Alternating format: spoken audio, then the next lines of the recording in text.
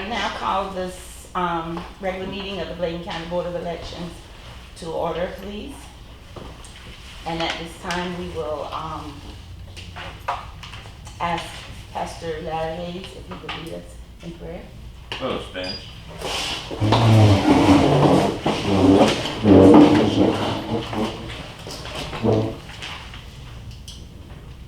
Father God, we enter into thy presence. We ask you to reach down and bless thy servants, give them wisdom and guidance, watch their footsteps and give their hearts swift decisions, Lord, into those things that would matter most of our county and elections. Lord, we ask you to bless every home that's represented here. We ask you to bless our attorneys and all concerned. We ask you again, Lord, fall fresh upon our board, give them guidance from above, and give them that wisdom to follow that guidance. For we ask these things in our Savior's name and all of God's people. Amen. Amen. Thank you.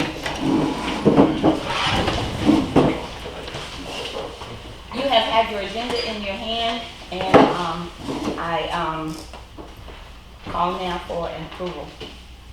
I move to approve. It's been moved and properly second that we approve the agenda. Any question?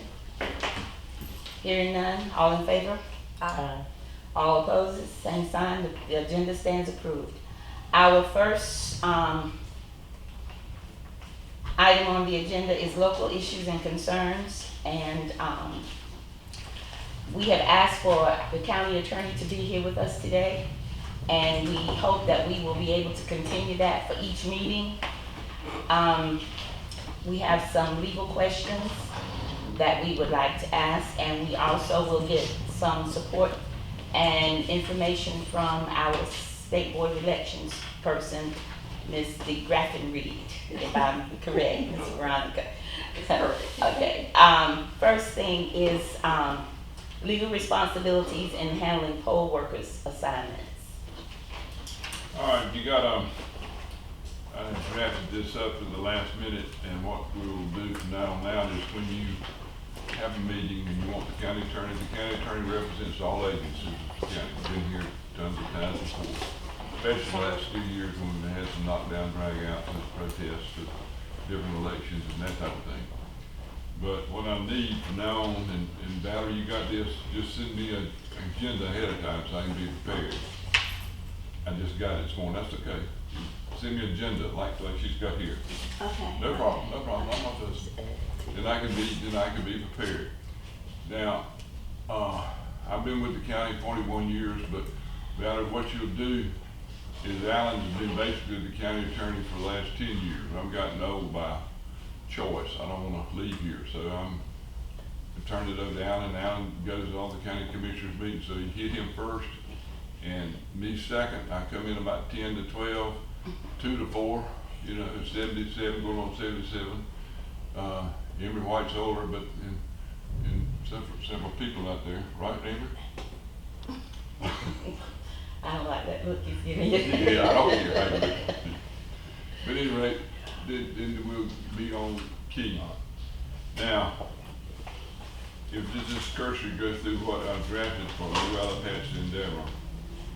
You have it in front of you. It says the ballots on election day are the same as those used to absentee process. There is not a special ballot. There is, however, a process that must be followed. Absentee voting is broadly divided into 3 categories. I'm sure you already know this. And you have the state attorney here, Valerie. I want her to talk. She'll come in and she knows more about this up to date. That's her job. And we need questions that they have that I'm not quite prepared for this morning. You got them, Counselor. That's fine. At any rate, there's absentee falling 3 categories. By mail, that's what's basically our issue sometimes. All these votes, the soldiers and military voting, overseas voting, all that is considered absentee. Absentee by mail, any North Carolinian can register to vote by absentee ballots by mail. There is no excuse or reason needed. The request form can only be signed by the voter or a voter's near relative or legal guardian. Now, the law defines near relative as spouse, siblings, parents, yada, yada, yada. We can read that later. The form can be scanned and emailed, faxed, or mailed to the County Board of Elections. Mailed envelopes must be signed so that the signature can be compared to the signature on the voter's registration form. Now, you can help me in the past, but when it comes in, you have to check the back of it and be sure that it's legible. There's several things that you have to do, that it matches up and all that. That's where there was an issue with the state and in the last election. Now they got their bullseye on us now, Blaine County. You know that, I know that. And so we want to be very sure that we honestly match everything up. It's A, B, C, D at the end of the day, and we'll sit down and go over it, you know, where we're absolutely comfortable with it. If it's a question about it, we'll sit it over. And sometimes I think in the past, they have, Valerie, you help me on this, they have made a phone call to see if somebody is a resident or they signed that or they can't. My signature up to 77 years is kind of sloppy. You know, just don't take the time like Michelle does, and you know, pretty nice ladies do, pretty not real nice. So that's not an issue, but we don't want it to be an issue. And we want to dot our I's and cross our T's.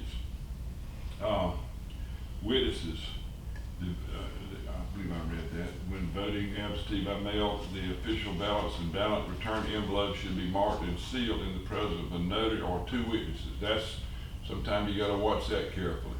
The notary's gotta be right. You can't, somebody notarize, and I know it's not an issue, but on some of them we had one notary notarizing dozen. That's not illegal, but we just need to look at it. You with me? I mean, but if the voter is a patient in a home, a rest home, hospital, nursing home, or a rest home in which the voter is a patient or resident, the witness cannot be elected. The witness cannot be an elected official. That's just common sense, president, whatever. You can't have the one that's running go out there and witness votes. Witnesses must watch the voter mark the ballot without seeing how the person votes. Now you're not present on that, but if somebody asks you about it, that's information. The witness must complete and sign the certification on the back of the ballot return envelope. And you all know that. You've seen them. You got hands on and you know what we talk about. Now this one-stop absentee voting. One-stop voting is conducted, started on the, third Tuesday? Are we voting now? Wednesday. Started yesterday. Before the election and ends on the last Saturday before election. During the one-stop early voting period, you may register to vote and vote on the same day. I didn't know that. One stop. I mean, if you hadn't registered, if Uncle Les hadn't registered, you come up here and register and vote that same day. You go to the. But that's just on the one stop. That's only one stop. You have to go to the one stop site. What do you mean the one-stop site? Like we having it here now, it's usually at the library. Yeah, that's what I was thinking. Yeah, But it's here. that's a one But it stop. can't be at several different sites, just one-stop place, which is designated as that. No, any one stop that's open can do same day registration. In the past, we've had maybe 4 open in different places throughout the county. All right, that's news to me too. But in this election, there's only this one Right, that's here. yeah. All right, well, you all know more about it than I do. And this, you were talking about the workers, election workers, most all process and procedures requires that 2 or more trained personnel be involved. And you can't have just one cowboy there, you gotta have a couple. You with me? The officials have taken an oath to uphold the state election law and protect the security of the elections. Representatives of political parties or candidates, and sometimes even members of the general public, are allowed to observe. I don't know how much you have that's done. I'm sure some that want to come in and see something's going on, but that's fine too. They just can't get in your way. Right. You just have a seat over there and look at us all day long, and we're gonna do it right. And that last one, I don't know why I put it in there, but anyway, it says, people who can't, if you you're not gonna beat anybody up, we're not gonna beat anybody up, we're not gonna be a felony, you're gonna check the records, whoever's there, and yada, yada, yada. So that just gives you a broad outline of what, I mean, when Luella called me and said we want the county attorneys there, I drafted for your information. Now, Ron, yeah, I won't say it last name. Say it again. DeGraff Reed. Big Grafton. Yes. Is with the state. She's been down here yesterday, and I spoke with her yesterday in Greg Martin's office. And you got legal responsibilities, which we covered in there. Now, I want you to handling of absentee ballots. I want you to turn your phone off. That wasn't me. I want you don't have to stand up and you pull a chair right up here with the public. That's good. Yeah, and just So I just go in around. yeah, that's right. And that's all right with you, Madam Chair. Sit down, that's good. Ron, you're an attorney? I am not, so I was gonna say, I'm not an attorney. I have a degree in economics, from USC, and now I'm working in elections. I know it makes no sense.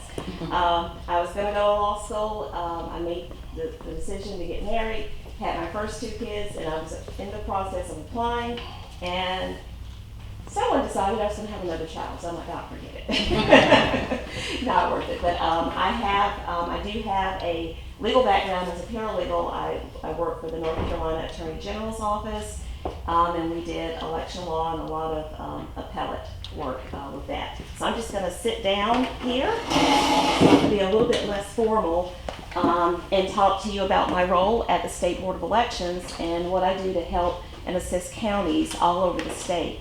I'm the Director of Election Operations for the State Board of Elections. I manage a team of about, depending on what's happening in the election, anywhere between 15 to 20 plus people.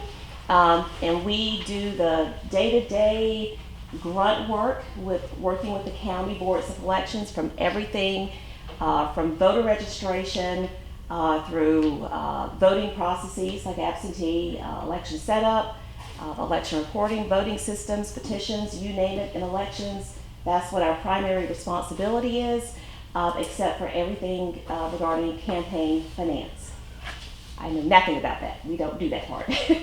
So anyway, because of that work at the State Board of Elections, our work involves not only certainly processes and procedures, but it also involves how the counties use the election technology that's used by all counties. It's the statewide voter registration database system, and it is it's developed at the State Board of Elections.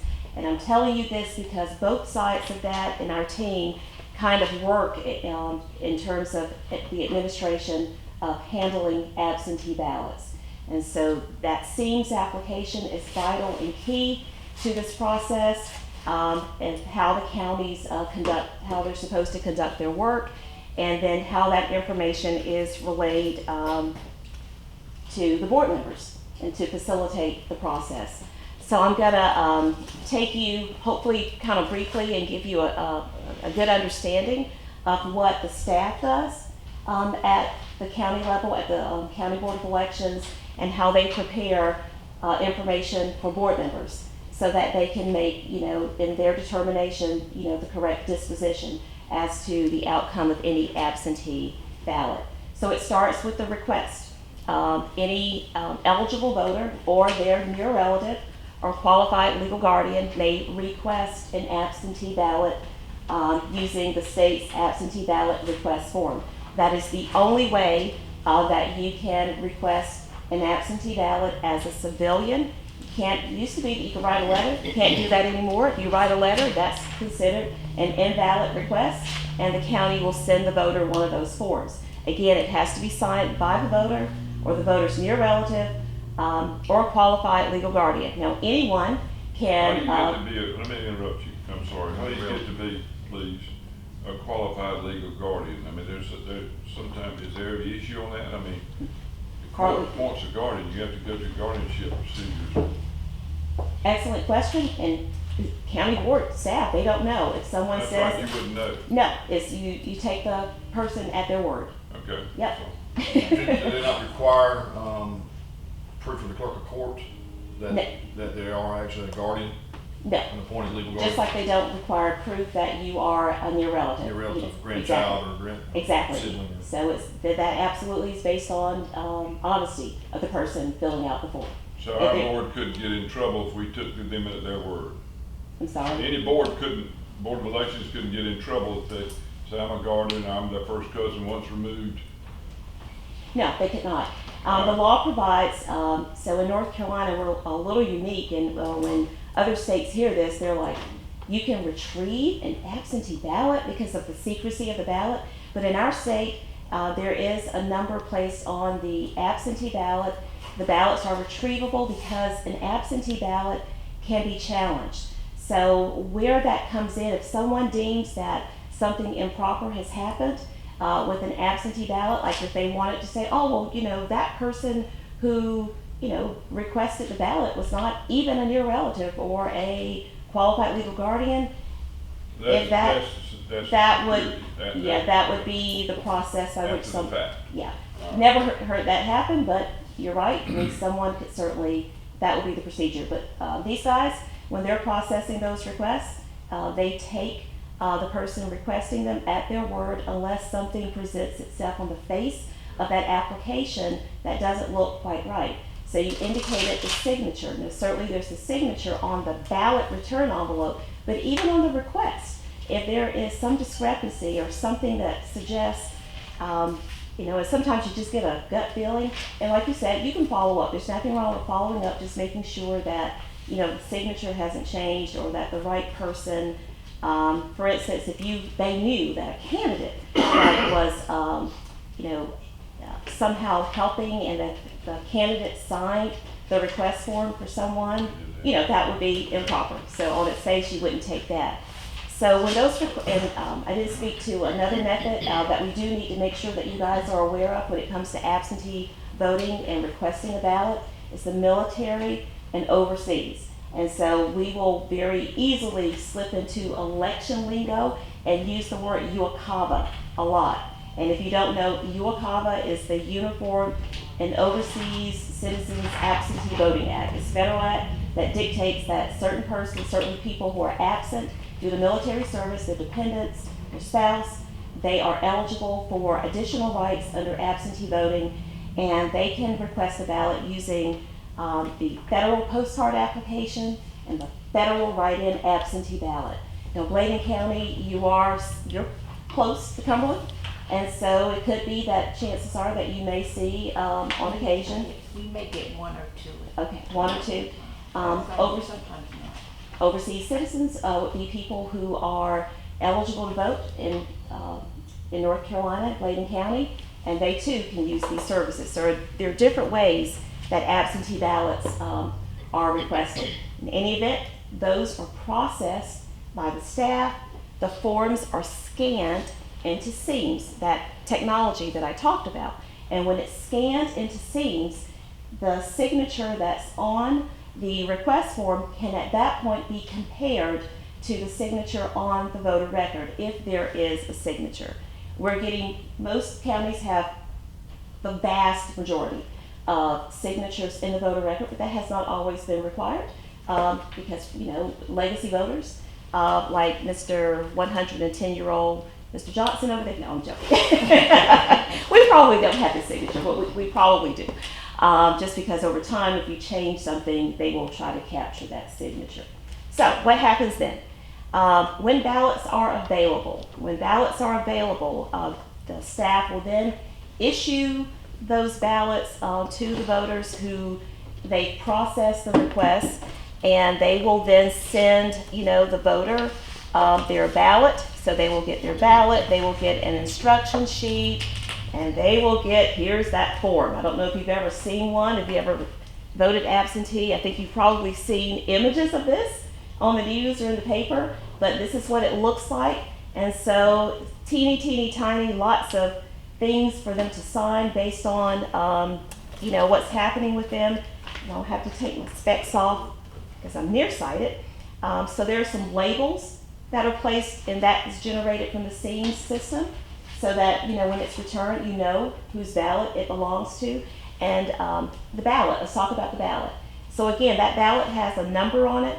It's a retrievable number. It's called the absentee application number. It's required by statute. And so that number is also on these labels. And so everything is trackable, in the system. And so there's a space on this envelope, certainly for the voter to sign. But if a voter needs assistance in signing the application, there's also a place for that to happen as well. And so the person assisting a voter needs to sign that they are assisting the voter. There's a place on the envelope certainly for those two witnesses. The witnesses are supposed to provide their address. And we have recently added, along with those signatures, a date. And so that's something else that's come up too, because that gives the board a good indication that, like Mr. Johnson said, the witnesses are supposed to be there when the voter or the voter's assistant is marking the ballot. So you would believe that those dates would be the same.